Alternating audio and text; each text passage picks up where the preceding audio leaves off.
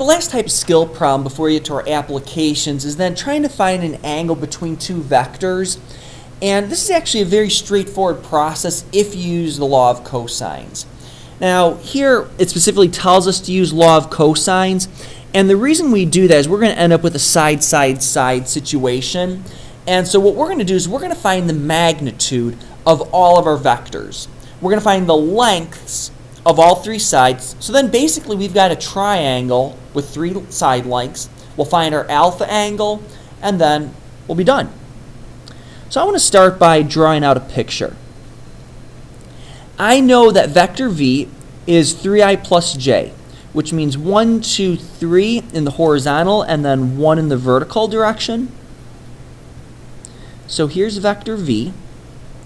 I know vector w is 2 over and then 1 down. So there's vector w, so there's the point 2, negative 1, and this is the point 3, 1. And then the last piece is I need to find the resulting vector that connects the two together.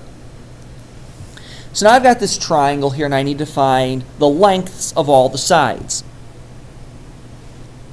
Now, since I've got a linear combination, it's really easy to write v here in component form as 3, 1 and 2, negative 1.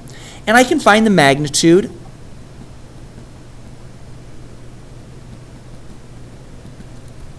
by squaring the horizontal components and squaring the vertical components. So 3 squared plus 1 squared is going to give me the square root of 10. So right here I really have square root of 10.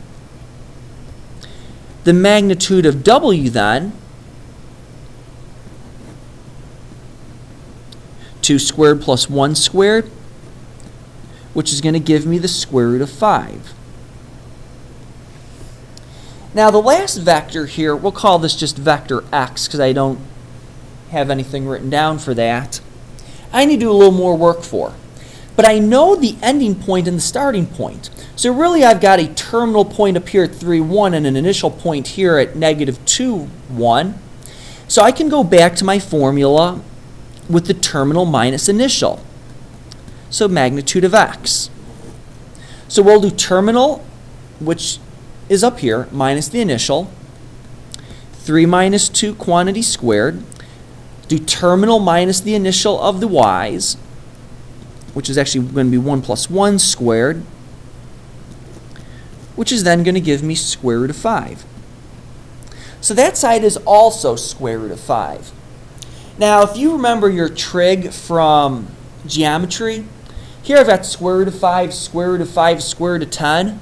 That's the same thing as the 1, 1 square root of 2 pattern for your 45, 45, 90 triangle. So yes, this is going to be a 45, 45, 90 triangle. And if we solve for alpha here, it is going to be 45. But let's say you didn't know that by the pattern. Or what happens if we've got a triangle that's not a pattern? How would you find that angle? And that's where the law of cosines comes in.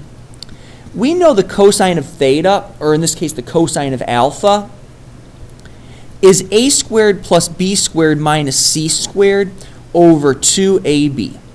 That's one of the formats for the law of cosines. And really here, a, b, and c are all arbitrary. I really don't care which one I use for each. So 10 plus 5 minus 5 over 2 times the square root of 10 square root of 5. The top here, this a was originally square root of 10. Square root of 10 squared is 10. So those guys go away, and I'm left with 10 over 2 square root of 50.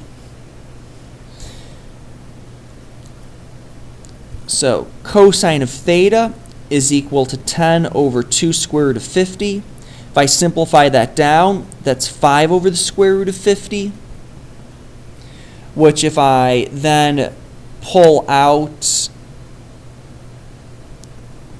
a 5, it's 5 square root of 2, which then the 5's cancel, which is 1 over square root of 2, which is square root of 2 over 2. And then finally, the cosine inverse of this, since I want to know the angle measurement, is going to be 45 degrees.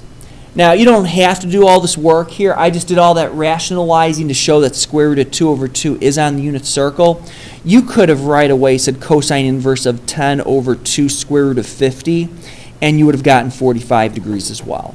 Either one works, but I just did that to show you that your value is on the unit circle for the 45-degree angle.